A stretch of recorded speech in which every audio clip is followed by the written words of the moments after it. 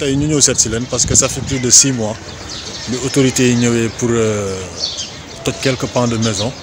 On a vu que depuis lors rien n'a été fait ou peut-être quelque chose a été fait ñu bëggoon xam lan lañ fi jot a def ak lan moo des ci travaux yi. Bon ñu ngi lay nuyu Nicolas di la remercier par rapport ak présence bi ak diligence bi ngay mën a ci canal collecteur bi. Depuis que bi ñu tojee affaire yi ba léegi ak autorités yi on a constaté que ni ñoom seen bopp dellu si waatuñu fii pour juste wax ñu état d'avancement des travaux naka lay demee et tout quoi. Donc là on a constaté que ni ça fait plus d'un mois ñu indil ñu benn machine teg ko fii te machine yi tu comprends que ni dañ koy fay chaque jour quoi. En plus dañuy ñëw de temps à autre def benn sondage gas xool après delluwaat mais il y a aucune information de leur part boo xamante ne dinañ ñu wan nañu ni travaux yi commencé nañ ko wala travaux yi dinañ ko def temps bi lay jël ak ni lay demee ba tey amuñu benn information ñoom dellu si waatuñu fi aussi. bi ñu tojee ba léegi ñëwaatuñu fi. dellu si wuñu fi vraiment. waxuñu ak yéen aussi. waxuñu dara. mais yéen vous êtes constitué en association donc dans les normes. waaw ñun ñoo def benn collectif d'ailleurs dans un premier temps le directeur de l'ONAS moom ci boppam daf ñu joxoon rendez-vous pour ñëw discuter ak ñun par rapport ak modalités yi ak suñu inquiétude et tout il s'est trouvé que ni moom musul présenté wu quoi. Ensuite on a jugé nécessaire que ñun ñu def ay actes par rapport ak situation bi puisque ñoom ñëwuñu ñun on va s'organiser. Def nañ ay réunion on a discuté dem au niveau de la presse indi campagne de désinformation bi nga xamante ne ñoom jotoon nañ ko def par rapport ak borom kër yi que ni ñoom ñoo nekk ci tort et tout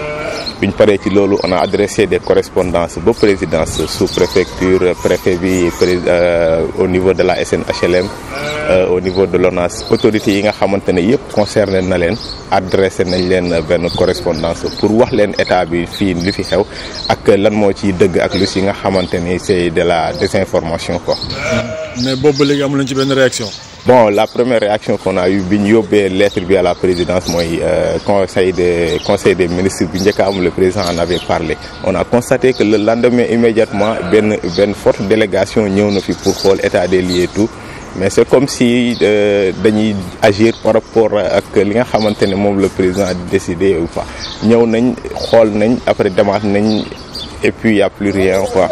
mais yan gàllankoor ngeen ciy dund depuis bi ñu ko tojee ba léegi parce qu'on a vu que presque genn wàllu kër yëpp en fait dañ ko mujj toj quoi. waaw gis nga déjà accès yi ci biir kër yi rek déjà c'est devenu un peu difficile c'est compliqué quoi ak tranchées yi ñu fi def ak et tout. Ensuite problème de salubrité bi fii odeur bi des fois da ngay waaru da lay sonal trop bu affaire bi commencé débouler quoi. Beneen côté bi boo gisee am na beneen machine bu ñu fa teg boobu moo doon pomper eau usée bi quoi il fut un temps amoon na benn problème bu amoon au niveau de la corniche parce que affaire bi dafay dem ba un moment donné dootul pomper ti parce que machine bi mënul fonctionner 24 heures sur 24 ça fonctionne par intermittence quoi léegi bu machine bi taxawee da ngay gis ni corniche bi ndox bi day génn di ruisseler di dem ci yeneen secteurs yi. Donc loolu yëpp en terme de odeur en terme de salubrité xam nga ça c'est un peu compliqué quoi situation yooyu la ñuy dund depuis boobu amuñu benn information ci autorités yi pour ñu ñëw au moins sax wax ñu ne ce qu'il en est quoi. Bon ils avaient parlé de déguerpir mais jusqu'à présent waxantu ci dara voilà. Non, ils avaient parlé de ça mais vous savez nous sommes dans un état de droit quoi si tu parles de déguerpissement da ngay wax loo xamante ne lu yenu maanaa la quoi d'abord préfet bi mu fi ñëwee en l'occurrence ak maire bi aussi dañu def benn campagne de désinformation yoo xamante ne loolu je peux dire que ni voilà c'est un peu bizarre de leur part quoi mënuloo ñëw nga ne ay kër nit ñi ñoo tabax ci kaw collecteur bi alors que yow renseigné woo sax pour xam au moins ce qu'il en est kër gi ñu toj nii ki ko tabax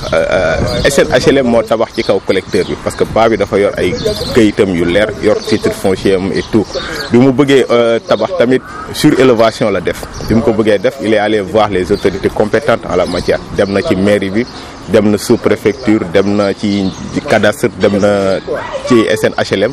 am na ay kayitam yu ko permettre yi nga xamante ne pour mu mën a def surélévation boobu donc nekkul extension parce qu'il s'agit des cours arrière des maisons donc bu nit ñi ne dañu tabax ci kaw domaine public loolu c'est pas la responsabilité des pères de famille c'est la responsabilité de la SNHLM en plus maire bi taxaw na kii mu ne suñu papa yi ñoom ñoo tabax ci kaw collecteur bi alors que ça c'est pas loo xamante ne mooy li am moom ci boppam moo signé autorisation de construire bi donc mënuloo signé autorisation de construire bi nit ki is def surélévation nga ñëw taxaw nga ne ko non yow li nga tabax ci kaw collecteur nga ko def donc bu dee dafa am responsabilité rek boo xamante ne c'est avéré yow c'est responsabilité yow en tant que maire moo njëkk a engagé